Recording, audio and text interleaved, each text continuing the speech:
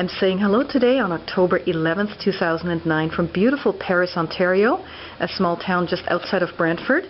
And I'm here with Jamie Kent, who's going to take us on a wonderful experience and adventure this morning.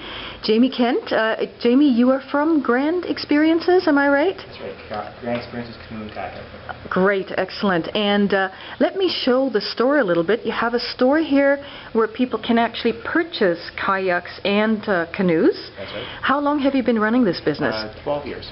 12 years already, wow. What did you do before you moved into the tourism industry? Actually, I was a general manager for paint and chemical producing company. Oh, so absolutely nothing to do whatsoever with tourism. That's right. What made you move into the adventure travel business? Well, the outdoors was always my passion, and I've been pretty successful as a general manager from when I was in my 20s of a large manufacturing operation. So I kind of done that, and it was my family who suggested that I maybe take a look at doing something different that I really love. So my wife supported me on this, and my daughter and my son, and so we kind of made the jump. So follow your passion, and that's what you've been doing, and you've been doing it for 12 years now. What does your company offer?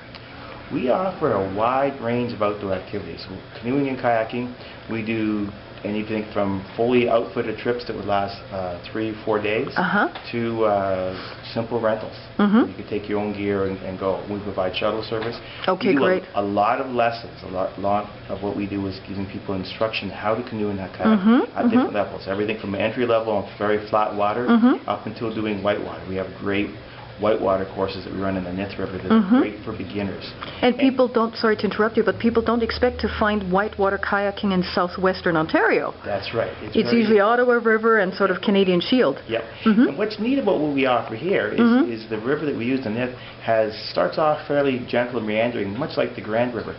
But as it approaches its junction with the Grand, it goes through a big elevation drop, about 20 feet per mile. But the nice thing about it, it's not a Canadian Shield River. There's no big boulders to dodge.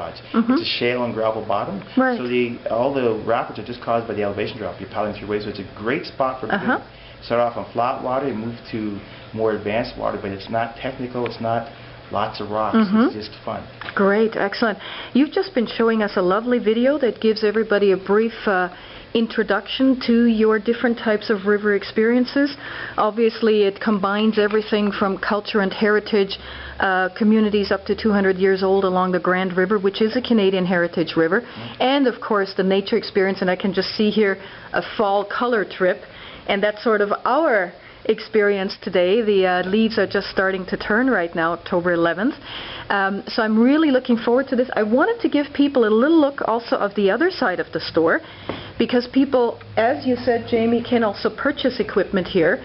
So before we head out onto the boat ourselves, I just wanted to show everybody you have everything from wetsuits to paddles to snowshoes. Yeah, we do snowshoeing excursions in the winter. Oh, do you really? Okay, so you're sort of the all-around adventure travel guy. Yeah, we also do mountain biking. Oh, do you really? I'm a big biker, so I love that type of stuff. Some awesome mountain biking opportunities along the Grand River. You get the elevation drops. Oh, really? And we got some really neat single-track trails in really heavy bush areas. Oh, that's good to know. It's a really neat thing.